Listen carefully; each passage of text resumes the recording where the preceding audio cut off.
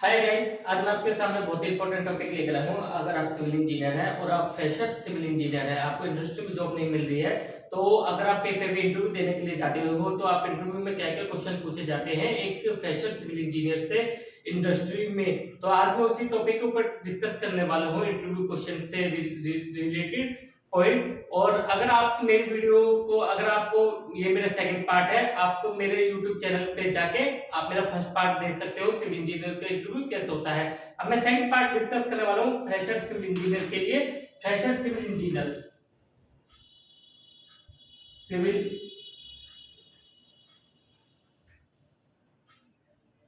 Civil engineering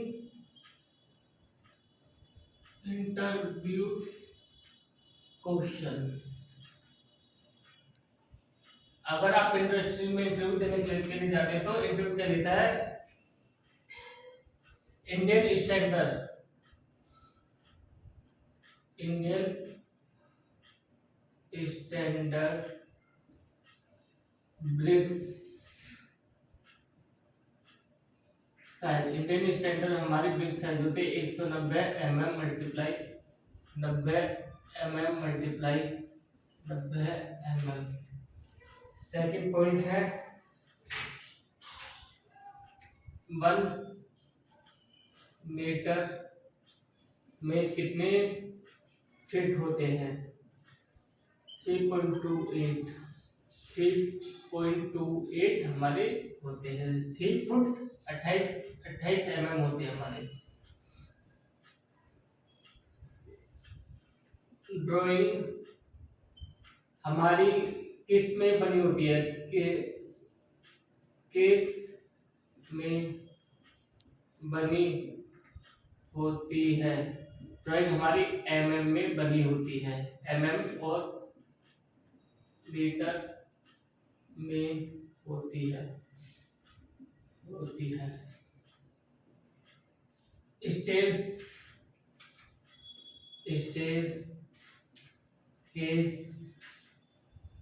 staircase का slope कितना होता है, 45 डिग्री। स्केट्स का 45 डिग्री स्टेट्स का हमारा एंगल होता है,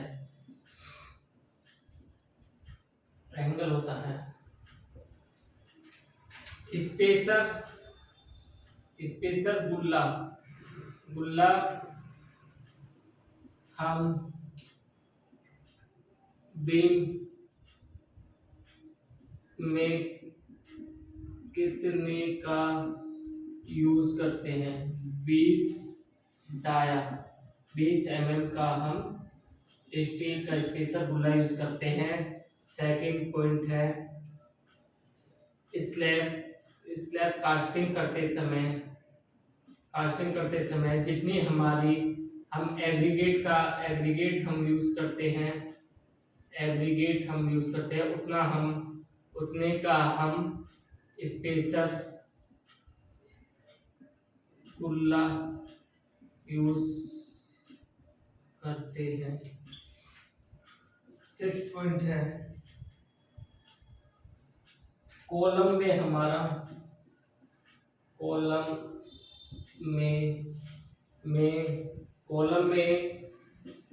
कौन सा जोन होता है। सपोज दैट ये कॉलम है, कॉलम का जो अपर पार्ट होता है वो हमारा कंप्रेशन जोन होता है। मिडल बीच का जो जोन होता है वो हमारा टेंशन जोन होता है।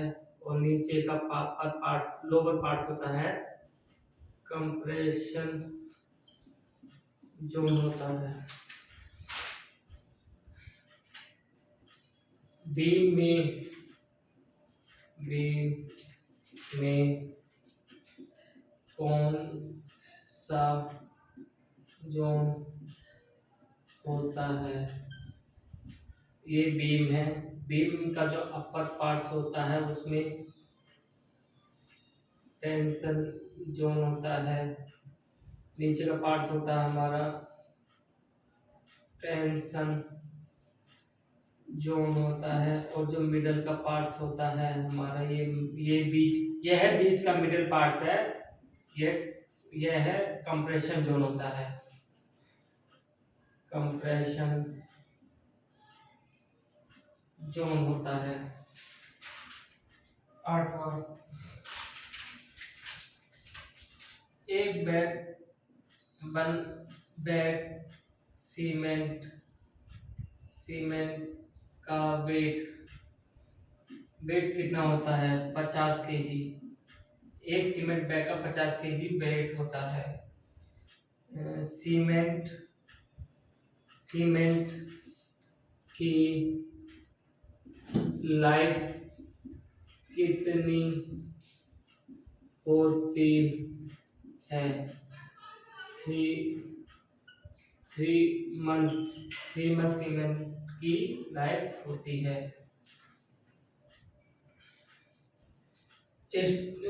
स्टील में हम जो column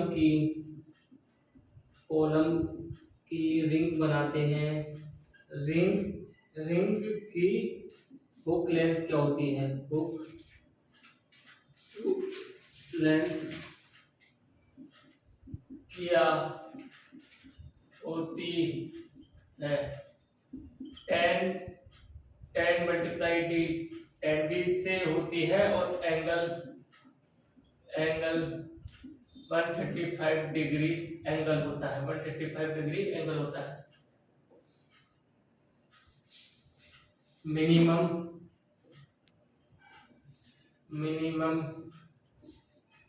grade of concrete, side पे जो हम ग्रेड यूज करते हैं उसका मिनिमम हमें ग्रेड कौन सा यूज करना है? कौन सा ग्रेड हम यूज करते हैं? M15 से 15 टू M30 तक हम ग्रेड यूज करते हैं। Removable of trophs slab shuttering, अगर हम साइड पे शटरिंग को रिमूवेबल करते हैं तो कितने दिन के अंदर हमें साइड पे स्लैब है, एक हमारी स्लैब है, स्लैब में हमारी प्रोप्स की शटरिंग लगी हुई है, उस प्रोप्स की शटरिंग को हमें कितने दिन के अंदर खोलनी चाहिए? स्लैब की हमें 14 डेज के अंदर हमें कंक्रीट की हमें शटरिंग खोलनी चाहिए।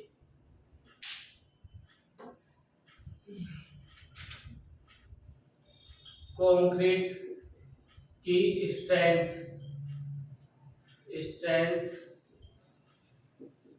क्या होती है? 7 डेज के अंदर हमारे कंक्रीट की स्ट्रेंथ 65% होती है, 14 डेज के अंदर 90% होती है, 28 डेज के अंदर हमारी 99% होती है।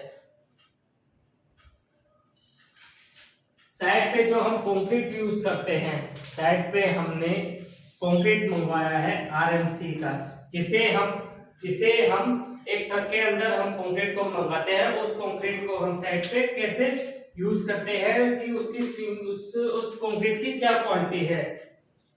बट इज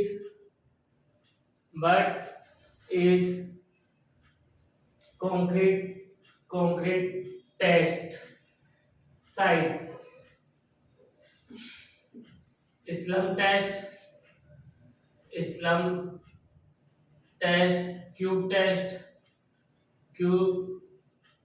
टेस्ट जिसे हम compressive strength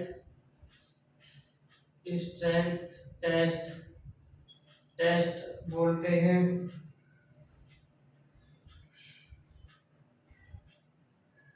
compressive strength test बोलते हैं, और हम यूज करते हैं साइड पे वाटर कंटेंट कंटेंट एडमिक्चर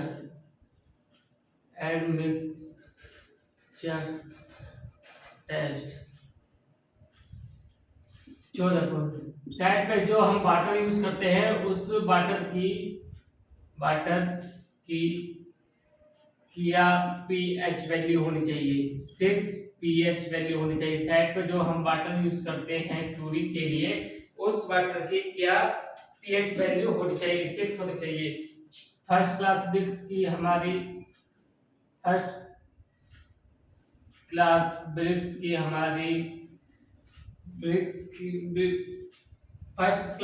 की हमारी क्या स्ट्रेंथ होती है, 105 KG centimetre square. Second class BRICS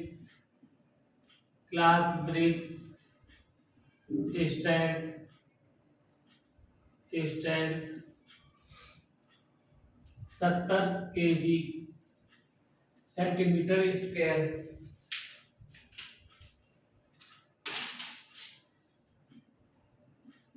third class BRICS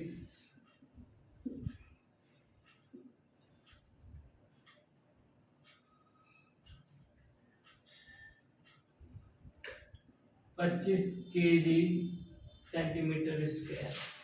third class BRICS की हमारी होती है। Types of foundation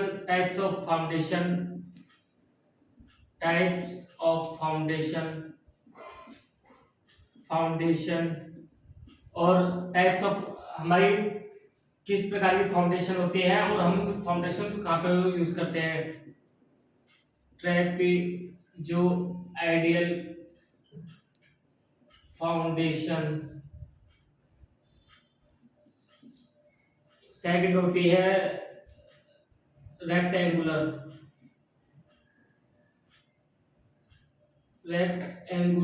foundation.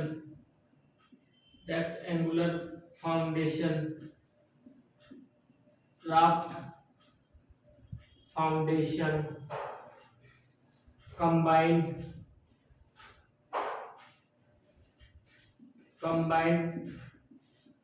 Foundation. Trapezoidal footing हम रेजिडेंशियल प्रोजेक्ट में यूज करते हैं और कमर्शियल यूज में यूज करते हैं। ट्रेपेजोइडल फुटिंग हमारी कुछ इस टाइप में होती है हमारी ट्रेपेजोइडल फुटिंग का मोस्टली पर्पस यूज होता है अर्थक्वेक के लिए। जैसे जिस जोन में हमारा ज्यादा अर्थक्वेक आता है उस जोन में हम ट्रेपेजोइडल फुटिंग यूज करते हैं। रेक्टेंगुलर फुटिंग हम नॉर्मली स्ट्रक्चर में यूज करते हैं और रेक्टेंगुलर फुटिंग जहाँ पे हमारा कम अर्थक्वेक आता है वहां पे हम रेक्टेंगुलर फाउंडेशन का यूज करते हैं। राफ्ट फाउंडेशन हमारी सपोज दैट ये मेरे पास प्लॉट है 10 मीटर का और 10 मीटर का, जहाँ पर सॉइल की बेरिंग कैपेसिटी लो होती है वहां पे हम राफ्ट फाउंडेशन यूज करते हैं।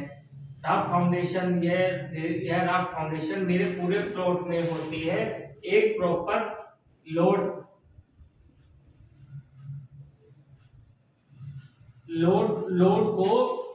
को सुटेबल करने के लिए हम राफ्ट फाउंडेशन का यूज करते हैं।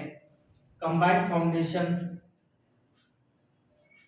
फाउंडेशन को हम लोड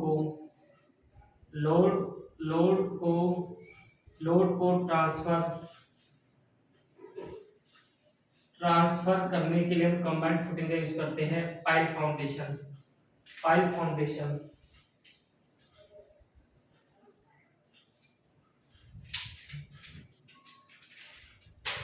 पाइल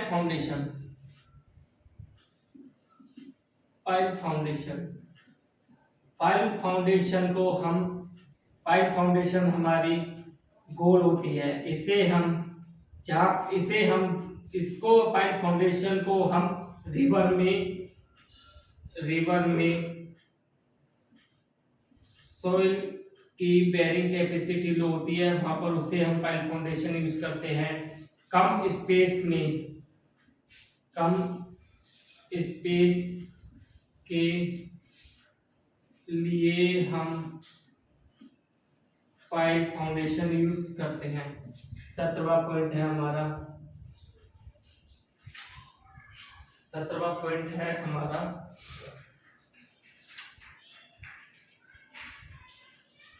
कंक्रीट की सेटिंग टाइम क्या है। सेटिंग टाइम क्या है। कंक्रीट जो हम साइड पे हमारा कंक्रीट यूज होता है उसका जो सेटिंग टाइम होता है 130 आवर्स टू 230 आवर्स तक हम उस कंक्रीट को हम साइड पे यूज करते हैं। अगर हमारा कंक्रीट की जो हमने कंक्रीट बनाया है, सपोज दैट हमने कंक्रीट बनाया है 1 बजे, उस 1 आवर पे हमने कंक्रीट को बनाया है, उस कंक्रीट को हम यूज करते हैं 3 बजे, तो वो कंक्रीट की जो स्ट्रेंथ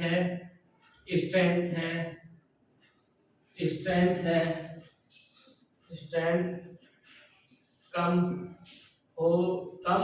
हो जाएगी। उसे हम साइड पे यूज नहीं कर सकते, वो हमारी एक मिट्टी के बराबर है। 18 साइड पे जो हम क्यूरिंग करते हैं वो हमें क्यूरिंग कितने दिन करनी है और हमें किस स्टेज में हमें क्यूरिंग करनी है। क्यूरिंग हमें करनी है ब्रिक वर्क साइड पे जो हम क्यूरिंग करते हैं, हमें 1 दिन के अंदर हमें क्यूरिंग 1 डेज के अंदर हमें 4 बार हमें क्यूरिंग करनी है। मॉर्निंग में, इवनिंग में, आफ्टरनून में और नाइट में, हमें 4 बार में हमें क्यूरिंग करनी है। ब्रिक वर्क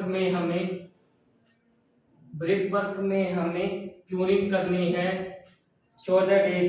मिनिमम हमें 14 दिन के लिए मिनिमम हमें 14 दिन तक हमें क्यूरिंग करनी है। फॉर ब्रिक वर्क में